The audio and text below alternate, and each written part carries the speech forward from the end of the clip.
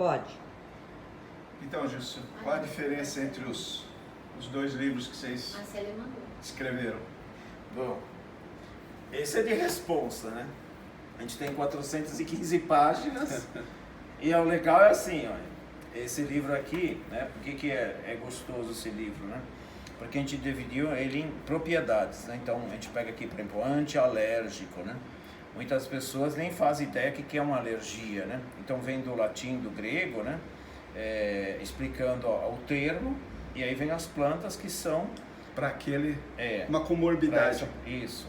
As plantas que são como antialérgicas. Entendi. E legal, isso é legal. Aí vem a monografia de Você não faz ideia que eu pedi para o pessoal escrever para mim. Eu esqueci o nome, mas parece um compêndio, né? Que seria assim, por exemplo, massagem X. Para que serve?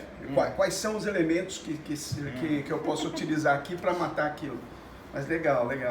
Então vem as propriedades e aí vem a monografia de cada planta, né?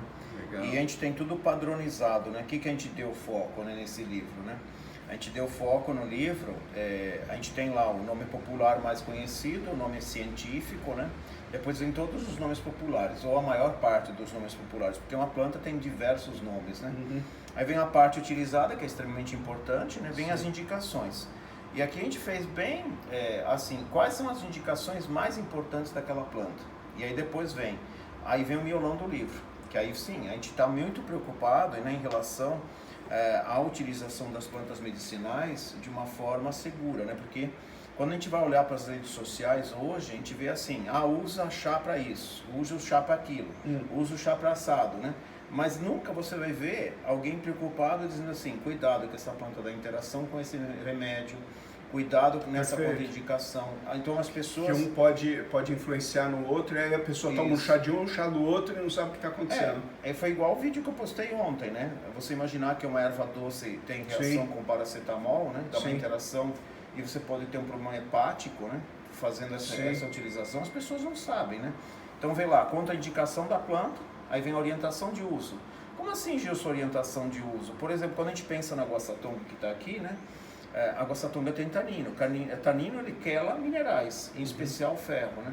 Então, se pega uma pessoa anêmica, por exemplo, se usar a guaçatonga junto da refeição, ela acaba comprometendo a absorção do ferro. Quanto tempo antes? Umas 2 horas? Não, meia hora antes já é o suficiente. Porque você vai ter a penetração do princípio ativo, né? Você vai ter a absorção Antes ou depois? Não, se usa sempre antes, né? Porque depois a gente vai jogar em cima da alimentação, aí a gente vai quelar o ferro. Entendi. Depois o quê? Umas 3 horas depois?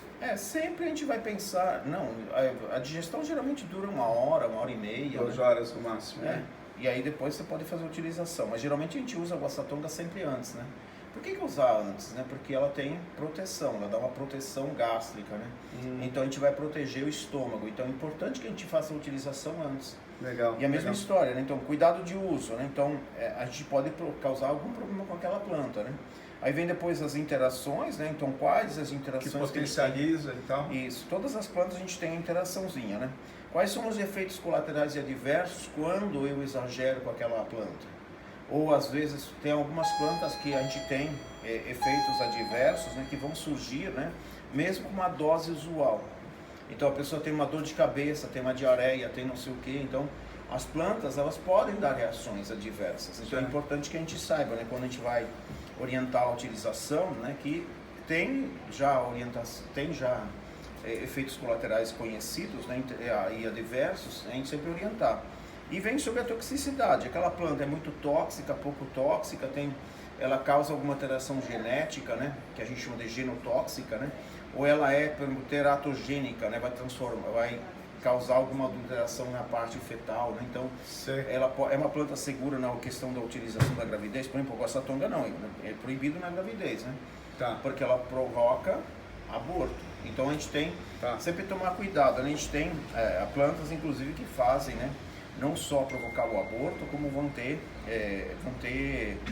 alterações fetais, né? Então, vendo, monstruosidade, né? Estou vendo que vocês fazem sempre o link em algum livro, alguma coisa assim também. A gente coloca as referências, né? Porque uma coisa é o Gilson falando, outra coisa é a gente usou muito a bibliografia de referência, né? Que é conhecida pela Anvisa, certo. porque a gente tem essas referências, elas dão credibilidade, né? Sim, sim. Então a gente tem um livro que a gente cita todas as fontes, né?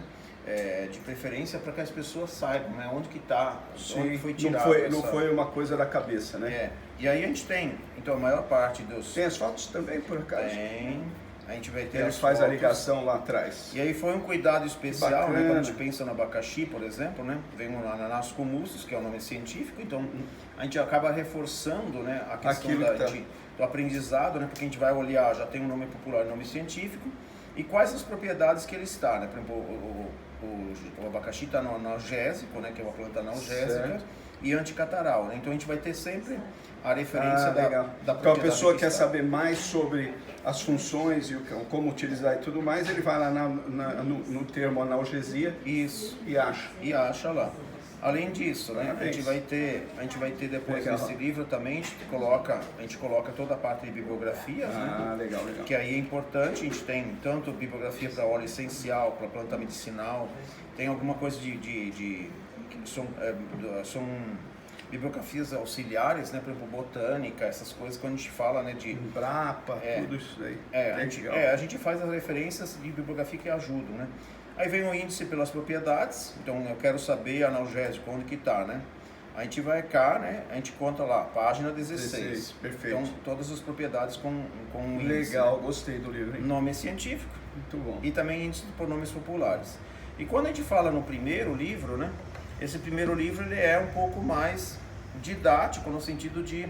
Eu falo que é um livro atemporal, né? Aqui, por exemplo, as propriedades, elas vão mudando no sentido, vai acrescentando informações, né? Mais pesquisa científica, mais plantas, né? Esse aqui já é um livro que a gente vai usar muitos anos. Aí você fala, por quê, né? Porque você vai pegar a planta, né? Por exemplo, o guaçatonga aqui. A guaçatonga a gente vai ter a explicação, né, do nome científico. Deve estar em ordem alfabética. Tudo em ordem alfabética, né? Então a gente vai pegar a planta por aqui, né? E a gente tem... a gente vai ter o nome popular mais utilizado, o nome popular, se tem mais nomes populares. A gente vai ter o nome científico e a gente vai ter o contos, encantos e encantos do nome, né? Que é a explicação do nome científico, né? Por exemplo, ginkgo biloba, né? Então, ginkgo, né? Vem lá de damasco dourado, né? A palavra ginkgo. Em chinês. Né? Biloba, né? Bi são duas, né? E loba são lóbulos, né? Então, é uma folha bilobada, né, que a gente fala. Pata de vaca, por exemplo, é bilobada, né? Perfeito. Então vem a explicação do nome científico. Então a gente tem uma pequena historiazinha de cada planta, né? Por exemplo, o guaçatonga, né? Caseárias silvestres, né? O caseários era um botânico, né? Que foi homenageado, né? E aí o silvestre vem de silva, né? Que é mata, floresta, né? Porque é uma planta que legal. Não sabia que silvestre veio de silva. Vem de silva, mata, floresta, né? Que é uma planta que ela gosta de beira de mata, né? É uma planta que gosta de sol, mas ela gosta de meio sol, na verdade. Então ela está na beirada da mata. Gosta mais de beirada de mata. E aí vem lá, guaçatonga, né? Do tupi, do guarani, né? E é uma coisa assim, a gente tem... Ainda também você indica, né? Também tem a parte utilizada, tem as indicações, né, de forma resumida, e tem as informações sobre o plantio. E aqui a gente tem a mesma história, né? No final a gente tem lá o índice, né? Mas antes do final, né, a gente tem os conceitos morfológicos, né? A gente fez um pequeno dicionáriozinho de parte botânica, né? Então a gente vai explicar, por exemplo, o acúlio, né? O que é um acúlio, né?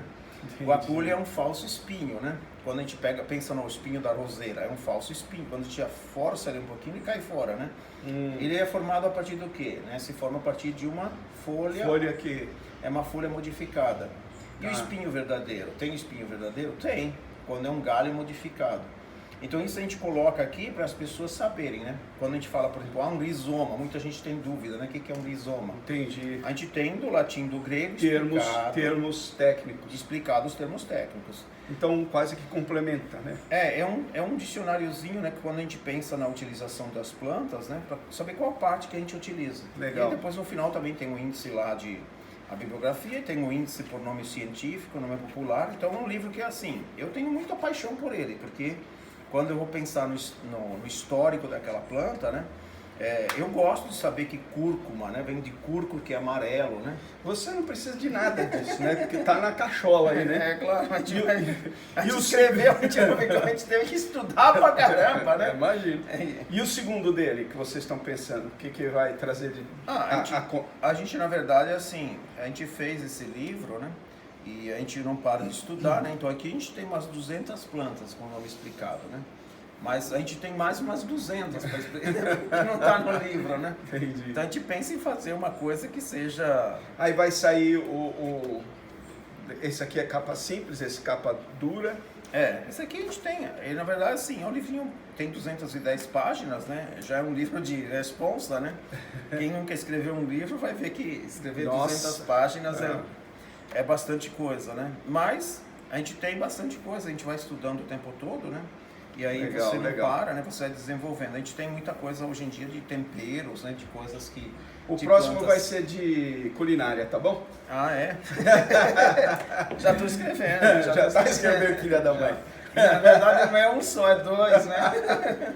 Tá bom, valeu, meu amigo. Pessoal, se quiserem, né, adquirir os livros, né? Então, os 2 livrinhos aí nas redes sociais, só pedir pela gente, né? Que a gente manda para vocês aí o livro. Valeu! Tchau, tchau.